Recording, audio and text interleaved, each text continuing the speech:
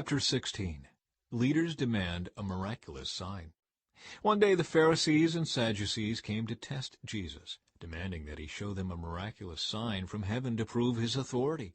He replied, "You know the saying, 'Red sky at night' means fair weather tomorrow. Red sky in the morning means foul weather all day. You know how to interpret the weather signs in the sky, but you don't know how to interpret the signs of the times. Only an evil, adulterous generation would demand a miraculous sign. But the only sign I will give them is the sign of the prophet Jonah." Then Jesus left them and went away. Yeast of the Pharisees and Sadducees. Later, after they crossed to the other side of the lake, the disciples discovered they had forgotten to bring any bread. "Watch out," Jesus warned them. "Beware of the yeast of the Pharisees and Sadducees." At this, they began to argue with each other because they hadn't brought any bread. Jesus knew what they were saying, so he said, "You have so little faith. Why are you arguing with each other about having no bread? Don't you understand even yet? Don't you remember the 5,000 I fed with 5 loaves and the baskets of leftovers you picked up? Or the 4,000 I fed with 7 loaves and the large baskets of leftovers you picked up? Why can't you understand that I'm not talking about bread?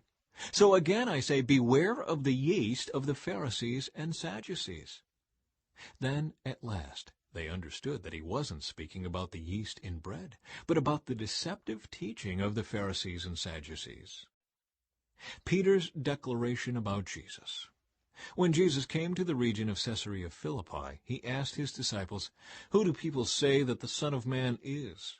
"Well," they replied, "some say John the Baptist, some say Elijah, and others say Jeremiah or one of the other prophets."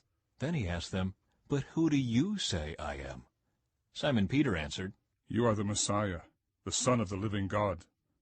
Jesus replied, "You are blessed, Simon, son of John, because my Father in heaven has revealed this to you.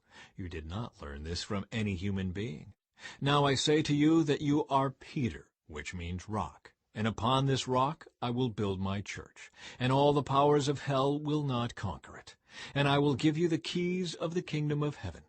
Whatever you forbid on earth will be forbidden in heaven, and whatever you permit on earth will be permitted in heaven." Then he sternly warned the disciples not to tell anyone that he was the Messiah. Jesus predicts his death. From then on, Jesus began to tell his disciples plainly that it was necessary for him to go to Jerusalem, and that he would suffer many terrible things at the hands of the elders, the leading priests, and the teachers of religious law. He would be killed, but on the 3rd day he would be raised from the dead. But Peter took him aside and began to reprimand him for saying such things. "Heaven forbid, Lord," he said. "This will never happen to you." Jesus turned to Peter and said, "Get away from me, Satan. You are a dangerous trap to me.